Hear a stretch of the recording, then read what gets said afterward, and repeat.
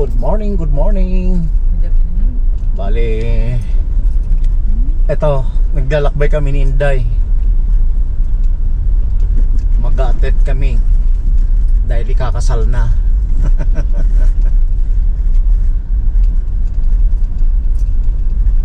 Saan ba ito? Ito na nga. Ito pala yung pupuntahan namin. Kisaya.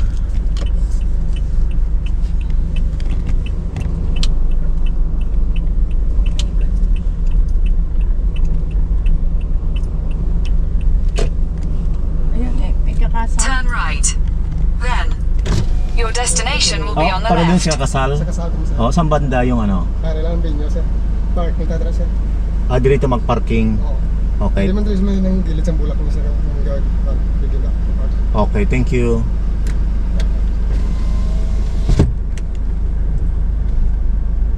Ketsia.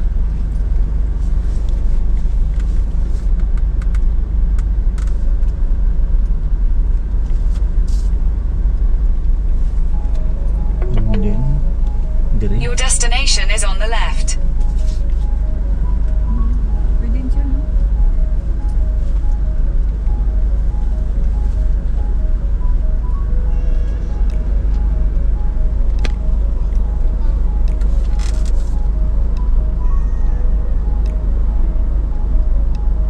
Pwede daw dito, banda, di ba?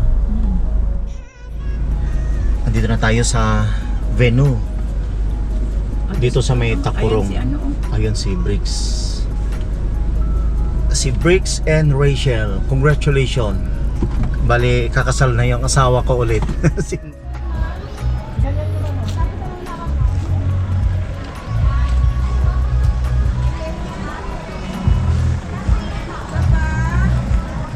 Ito, mga relatives, si Ate Rita at saka si Juan Ramil, anak niya yung ikakasal.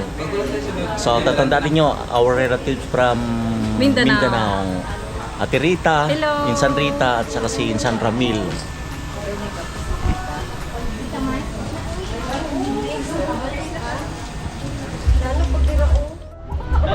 Balitan pala, dalawa nakaupo yung magkakasal. Okay. Yan, pwede, ganyan. Sige, ready one. Mahigda mo ng gamay mo. Yan, mixing.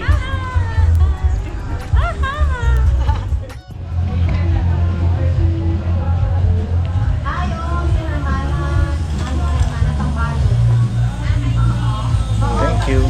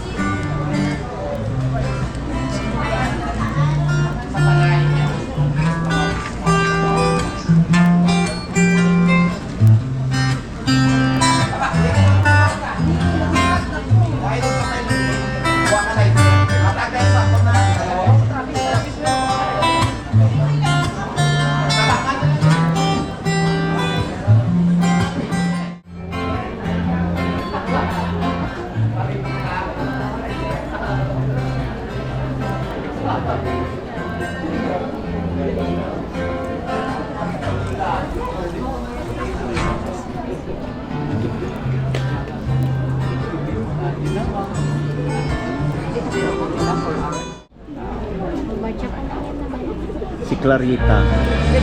Nagkaroon ba kayo? Baptist ba kayo? Kapatid ni Tata.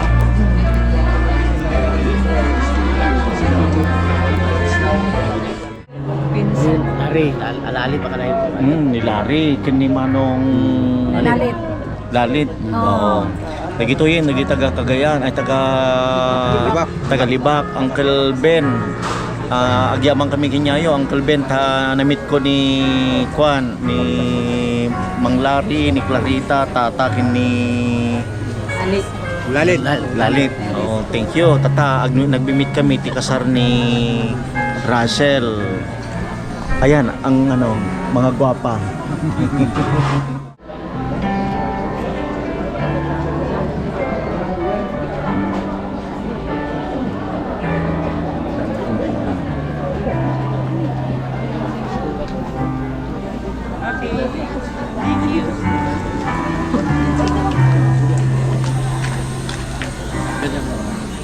Hindi, ganyan. Doon na lang sa palo. Just one again, just one touch to me. And join me in welcoming our beautiful self again. V-E, love. But this afternoon, iba po yung spelling na gusto ko pong i-share. At ang spelling po na ito is T-I-M-E, time. Love is measured by time. And so, to Briggs and Russell, at tayo po nandirito, hopefully we can also learn some principles for this. You need time for this love to grow. In acronym, let me share with you the positive. Before God and these witnesses, do you, Russell, take Briggs to be your husband?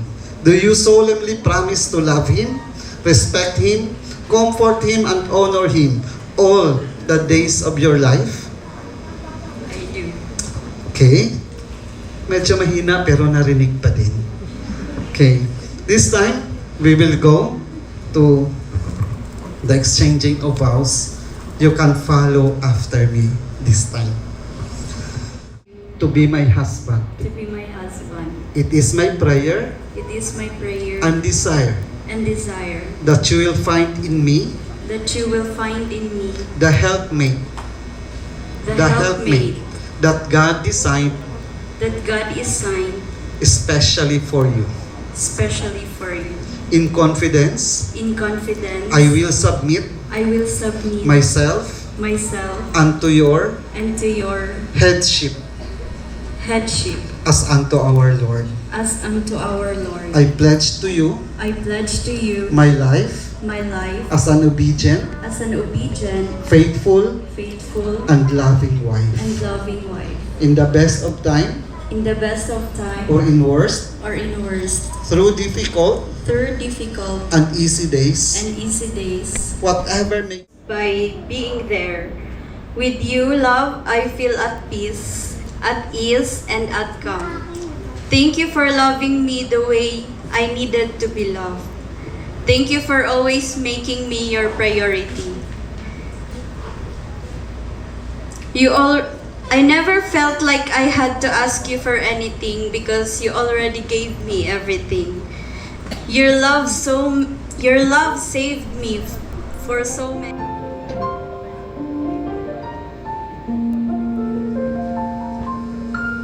is to them. They need your prayers. Pray to God for their success. Pray for God's blessings to be poured out to them. They need your fatherly and motherly advices. Be true and be a good example to them in everything, especially in becoming faithful husband and wife for each other. And so may I... Good morning guys. Good morning Koy. Ba, gusto nyo mag-exercise na naman ulit yung si Mikoy namin ba? O hindi sumama kahapon? Kasi nag-attend kami ng wedding. Congratulations pala kay Briggs and Rachel Lorenzo, Mr. and Mrs. Lorenzo. Nandiyan na sa Mango Hall. Sit na baby, sit. Ayan. Eto guys, hindi namin sila naisama kahapon dahil bawal doon sa Ketsia sa may Tacorong. Congratulations to the newlywed Mr. and Mrs. Briggs and Rachel Lorenzo. Ayan.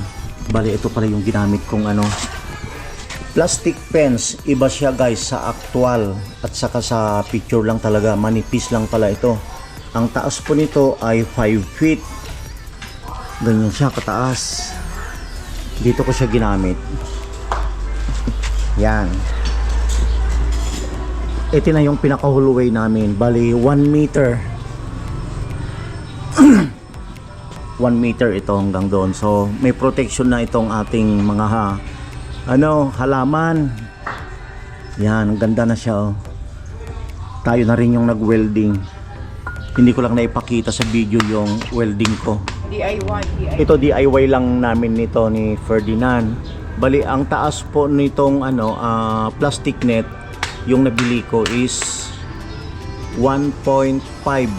Bali 5 feet po yung taas sa halagang 1.6 dito sa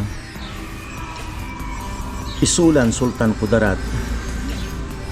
So ito ngayon, maganda siyang tignan. Ang taas nitong fence ko ngayon ay 4 feet tapos nakabaon yung 1 feet sa ilalim. Binaon ko kasi para dito sa pinakadulo talaga, pinakailalim, hindi pa rin makalusot yung vectors or yung mga daga.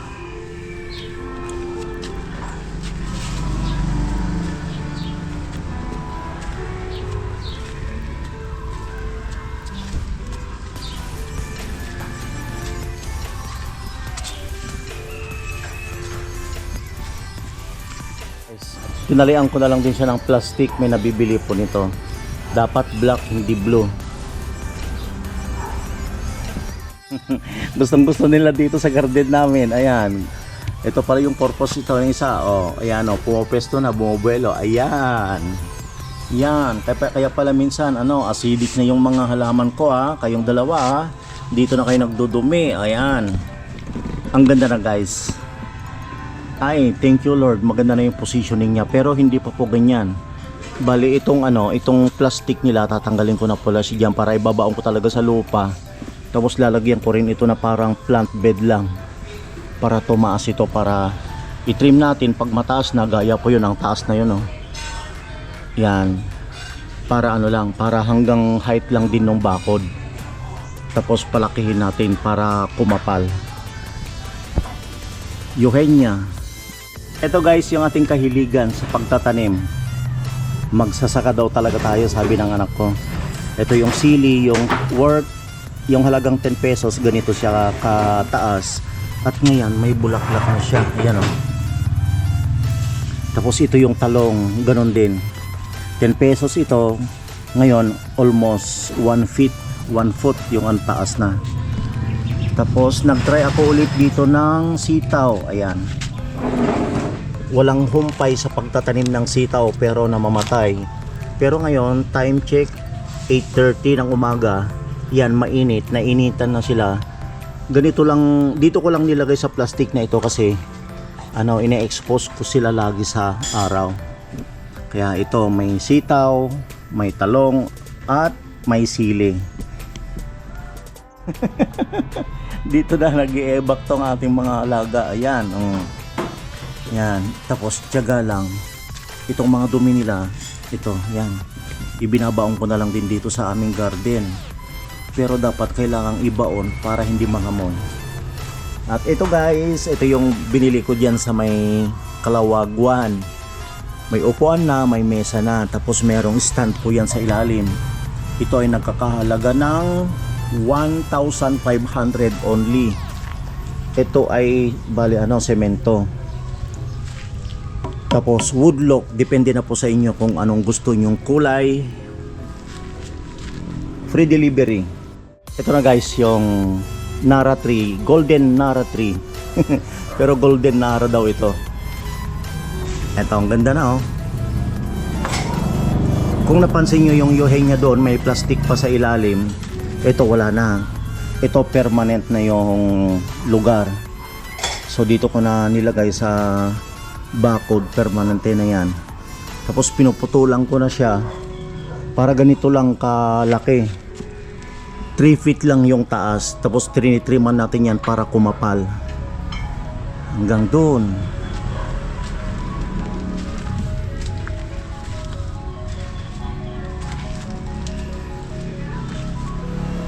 Gaya nito guys, yun. Ito, mahaba na siya, so kailangan ng putulin ito. Ayan, may mga bulaklak na nga oh. Tapos nakihalo na yung dahong saluyot at may ampalaya na naman dito. At saka yung talbos ng kamote.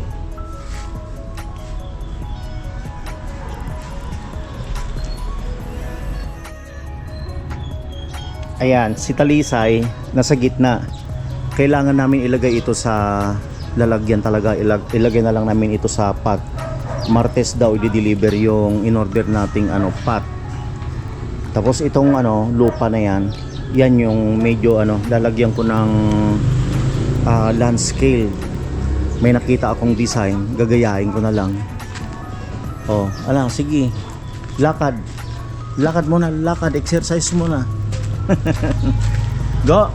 Dali, Mendy, dali. Oh, ang bait ko si Mego yan. Yan. So malawak na, ang sarap ng tignan, sarap ng magtambay dito sa ganitong oras sa ilalim ng rambutan. Ganito guys yung itsura itong garden namin. Ang sarap magtambay dito, nakaka-relax. Maganda yung may area na ganito na kung wala kang ginagawa, ayan, nakikita mo yung mga magtanim-tanim ka lang, tapos fresh air. Pag gusto mo mag-exercise, malapit lang. Ito pala yung alugbati. Alugbati. At saka yung sili, ayan o. Ito yung siling panigang. Samot-saring gulay. Ito, ang ganda na to. Shout out pala sa mga relatives namin diyan sa Libak at Calamansig. Respicio family, kay Ate Clarita, Celestina, Ramil Ponciano, congratulations. Bagong kasal yung kanilang anak, yung kung saan kami nagninong-ninang ninday. Kay Brix Lorenzo,